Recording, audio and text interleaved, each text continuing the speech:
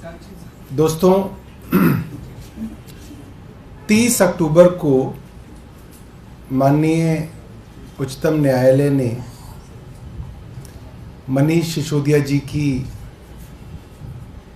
Bell को reject किया और तब से उस रिजेक्शन ऑर्डर के ऊपर काफ़ी चर्चाएं हो रही हैं। 45 पेज का वो ऑर्डर मैंने कई बार पढ़ा और सुप्रीम कोर्ट के लिए पूरे सम्मान के साथ मैं ये कहना चाहता हूं कि उस ऑर्डर को पढ़ने के बाद मैंने सारी सुप्रीम कोर्ट की बहस स्मरण की कि सुप्रीम कोर्ट के अंदर जब वो मामला चला था तो उच्चतम न्यायालय के न्यायाधीश ने बहुत सारे सवाल ईडी से किए, बार बार ये पूछा कि मनी ट्रेल कहां है, पैसा मनीष सिसोदिया जी के पास कब पहुंचा, कैसे पहुंचा, क्या सबूत है। पहले 1 महीने दिया गया ईडी को, आपको याद होगा 5 अगस्त से 5 सितंबर दिया गया और फिर सितंबर से लेकर अक्टूबर तक फिर कई मौके ईडी को दिए गए कि आप मनी ट्रेल दिखाइए। और अगर आप उस ऑर्डर को पढ़ेंगे तो मनी ट्रेल के यानी कि रिश्वत के, पैसे लेन देन के 2 आरोप ईडी ने लगाए और दोनों आरोप सुप्रीम कोर्ट ने अपने उस ऑर्डर में डील किए हैं।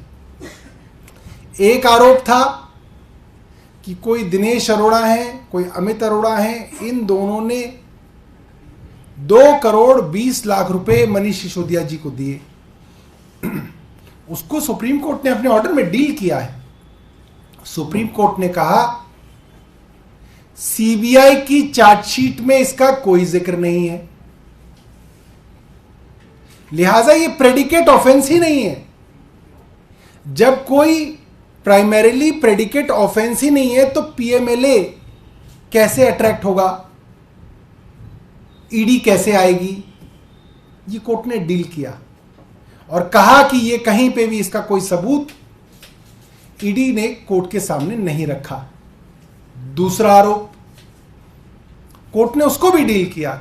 दूसरा आरोप था 100 करोड़ रुपए की किकबैक्स तथा कथित साउथ ग्रुप ने आम आदमी पार्टी को दी। कोर्ट ने उसमें भी कहा यह भी एक बहस का विषय है, इसके बारे में भी जो सबूत हैं वो कोर्ट के लिए पर्याप्त नहीं थे। ये दोनों के दोनों बातें सुप्रीम कोर्ट ने अपने ऑर्डर में डील की हैं और प्रोसिक्यूशन की तरफ से, केंद्र सरकार की प्रोसिक्यूशन की तरफ से जब यह कहा गया कि हम 6 से 8 महीने के अंदर इस मामले को पूरा से सुनवाई कर लेंगे, तो कोर्ट ने कहा है कि 3 महीने के अंदर अगर सिसोदिया जी को लगता है कि ये जो ट्रायल है ये धीरे चल रही है तो आप कोर्ट में आ सकते हैं। नंबर 2, आज दिल्ली के मुख्यमंत्री अरविंद केजरीवाल जी को ईडी ने सम्मन किया था। मुख्यमंत्री जी ने ईडी को पत्र लेके बताया है और कुछ बातें बहुत जरूरी उन्होंने रेखांकित की हैं। पहला, ईडी के सम्मन में यह कहीं साफ नहीं हो रहा कि वो अरविंद केजरीवाल जी को किस हैसियत में बुला रहे हैं। संदिग्ध की हैसियत से बुला रहे हैं, गवाह की हैसियत से बुला रहे हैं, ये जानबूझ के इसको साफ नहीं किया जा रहा, वो साफ करे ईडी।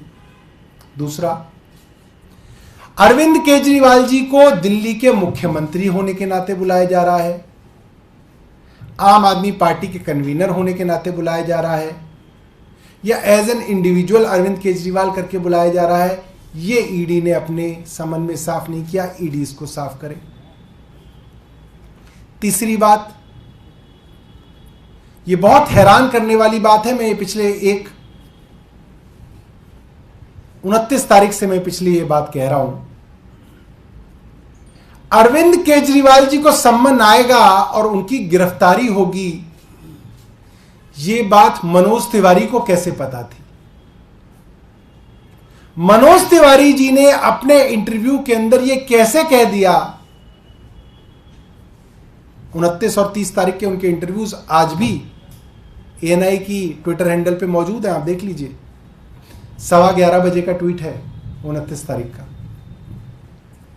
उनको कैसे पता था कि 2 दिन बाद या 1 दिन बाद ईडी अरविंद केजरीवाल जी को बुला के गिरफ्तार करेगी? इसका मतलब ये सारा का सारा षड्यंत्र राजनीतिक है।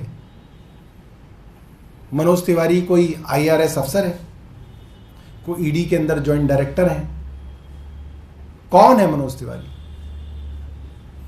या भगवान विष्णु के अवतार हैं कि उनको सब पता है?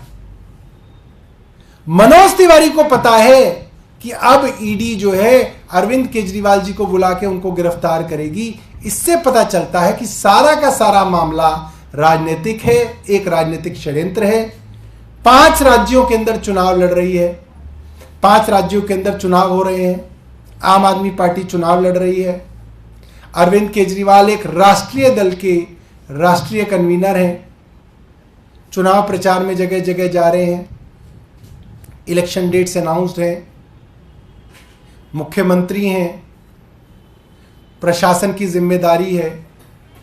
आप एक फिशिंग और रोविंग एक्सरसाइज के लिए कोई ना किसी को बुला सकते हैं कि पहले बुला लो, फिर देखते हैं कि क्या करेंगे, क्या पूछेंगे, फिर किसी बात पे कह देंगे कि हमारी बात का जवाब नहीं दिया, गिरफ्तार कर लेंगे। ये जो अधिकार है, ये कानून ने कभी भी एजेंसीज को नहीं दिया था, अंग्रेजों की सरकार में भी नहीं दिया था। सत्ता किसके हाथ में आएगी और वो सत्ता आने के बाद पुलिस का, प्रशासन का दुरुपयोग ना करे, ये हमेशा हर चुनी हुई सरकार और हर प्रजातांत्रिक देश के अंदर ये सबसे बड़ी समस्या होती है कि जिसके पास सत्ता आएगी, जिसके पास एजेंसीज आएंगी, वो उसका अगर दुरुपयोग करने में लग जाएगा तो उस पर कैसे अंकुश लगाए जाएं, चेक्स एंड बैलेंसेस कैसे बनाए जाएं, ये हर देश के कानून में इसके प्रावधान किए गए। अंग्रेजों के समय में भी ये प्रावधान किए गए कि पुलिस अगर किसी के घर में सर्च करती है तो सर्च वारंट कोर्ट से जरूरी है लेना। ऐसा नहीं है कि पुलिस का मन किया किसी के घर में घुस गए और उसकी तलाशी लेनी शुरू की, नहीं। इसके ऊपर चेक्स एंड बैलेंसेस हमेशा से बनाए गए। ईडी के कानून के अंदर चेक्स एंड बैलेंसेस नहीं है। केंद्र सरकार इसका खुल्लम खुल्ला दुरुपयोग कर रही है और यह सामने है कि राजनीतिक षड्यंत्रों के कारण यह इस्तेमाल लगभग सभी विपक्ष के नेताओं के खिलाफ किया जा रहा है, जो कि देश के लिए बहुत दुर्भाग्यपूर्ण है। अगर आप कोई प्रश्न पूछना चाहते हैं तो पूछ सकते हैं। क्योंकि जो जवाब सीएम ने दिया है ईडी को, उसमें ये नहीं लिखा है कि वो अगली बार कब पेश होना चाहेंगे। उन्होंने ये कहा है कि इस समन को वापस लिया था। उन्होंने कहा है, क्या आगे आप कभी नहीं जाएंगे या फिर उन्होंने जी पंकज जी, उन्होंने ये कहा है कि ये जो सम्मन है ये गैर कानूनी है, इसके अंदर अस्पष्टता है, ये राजनीतिक दुर्भाव से, राजनीतिक कारणों से ये सम्मन दिया गया है, लिहाजा आपके पास इस सम्मन को देने का अधिकार नहीं है, आप इस सम्मन को विड्रॉ कीजिए, वापस लीजिए। लेकिन आमतौर पे देखा जाता है कि कोई भी व्यक्ति जिसको समन भेजा जाता है वो एक्सटेंशन सीक करता है और अगली तारीख की बात करता है और फिर ईडी उसके बाद दोबारा एक नई डेट देती है। तो ऐसे हालात में तो ईडी तुरंत से आपको एक समन भेज सकती है। देखिए, आप इस बात को समझिए, जो कानून में चेक्स एंड बैलेंसेस इसीलिए बनाए गए थे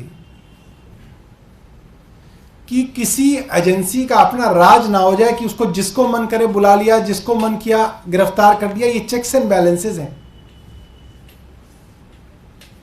तो मुख्यमंत्री जी ने ईडी के इस सम्मन को ही कहा है कि आपका ये सम्मन जो है गैर कानूनी है, आप ऐसे सम्मन नहीं दे सकते, ऐसी अस्पष्टता से आप किसी को भी नहीं बुला सकते, आप एक फिशिंग और रोविंग एक्सरसाइज नहीं कर सकते। क्या आप चाहते हैं कि ईडी आपको स्पष्ट जवाब दे कि ईडी क्यों बुलाना चाहती है? क्या आप ईडी चाहते हैं कि ईडी स्पष्ट करें या स्पष्ट तौर से बताएं कि ये वजह है, ये जानकारी हमें चाहिए, इसलिए हम बुला रहे हैं। आप चाहते हैं कि ईडी ऐसा लिख के दे आपको? नहीं, हमने ईडी को लिख के दिया है। ईडी देखिए, ईडी को जो लिखना, हम क्यों चाहेंगे कि ईडी क्या हमको करे? ईडी तो वो करेगी जो उनके जो है, जो राजनीतिक उनके आका है वो है। अब ईडी के वकील ईडी को सलाह देंगे, मैं तो ईडी को सलाह नहीं दूंगा। राजघाट पे प्रदर्शन कर रही है, क्या कहेंगे? वो आरोप लगा रहे हैं, वो कह रहे हैं कि डर गए। आप कोर्ट में चुनौती देंगे इस ईडी के समर्थकों को? ये तो लीगल टीम तय करेगी। सौरभ जी, भाजपा आरोप लगा रही है वो प्रदर्शन कर रही है राजघाट पे, क्या कहेंगे? वो एक तरह से आरोप लगा रहे हैं। बात रही जो आपने कहा, मनोज तिवारी ने ये कहा कि 30 तारीख को आतिशी ने कहा था और उन्होंने ईडी के समन के बाद कहा है, और वो ये मैं मनोज तिवारी जी को झूठा साबित करने के लिए आपके सामने एएनआई का ट्विटर हैंडल खोल देता हूं, आप सब भी खोल लीजिए। मेरी याददाश्त वैसे तो बहुत अच्छी नहीं है, बट कुछ कुछ चीजें याद रह जाती हैं।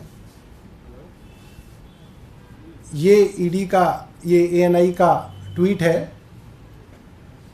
Episode 110 with Manoj Tiwari premiers today at 5 PM IST, और ये ट्वीट है 11:38 29 अक्टूबर 2023। ये मैं चला देता हूं आपके सुबह की 11 का नंबर अगला है, वो भी जेल जाएंगे। आपको कैसे पता कि वो जेल जाएंगे? राघव चड्ढा जी और अरविंद केजरीवाल जी, इन दोनों लोगों को जेल जाने से कोई रोक ही नहीं सकता। उनको हम पॉलिटिकल पार्टी तो अब नहीं कह सकते, वो पॉलिटिकल।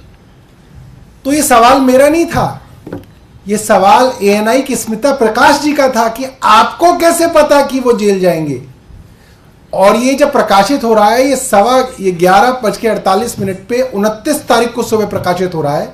जाहिर सी बात है कि उससे पहले रिकॉर्ड हुआ होगा और उससे पहले उन्होंने स्टेटमेंट दिया होगा, जिस स्टेटमेंट को उन्होंने पकड़ के पूछा कि आपको कैसे पता कि वो जेल जाएंगे। तो बड़ा दुर्भाग्यपूर्ण है कि मनोज तिवारी जी को पता था कि ईडी अब अरविंद केजरीवाल जी को सम्मन देके गिरफ्तार करेगी। इसका मतलब जो पटकथा है, जो स्क्रिप्ट है, वो भारतीय जनता पार्टी के मुख्यालय में लिखी जाती है।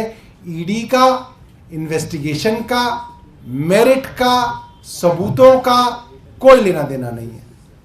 ईडी सूत्रों की तरफ से कहा जा रहा है कि आप लोग ने जो आरोप लगाया वो बेस्टेज है, और जो लेटर जो जवाब दिया गया तो लीक किया गया। नहीं, कौन है ईडी के सूत्र? मनोज तिवारी हैं। कौन अफसर है? ये सूत्र का कोई मतलब नहीं है। हमें बताएं कौन है।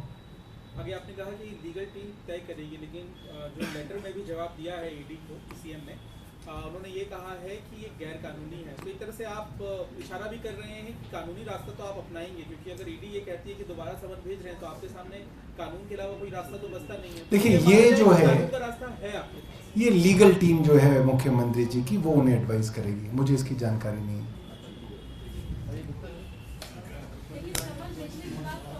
गुप्ता जी आइए। अरे सौरभ भाई आइए ना।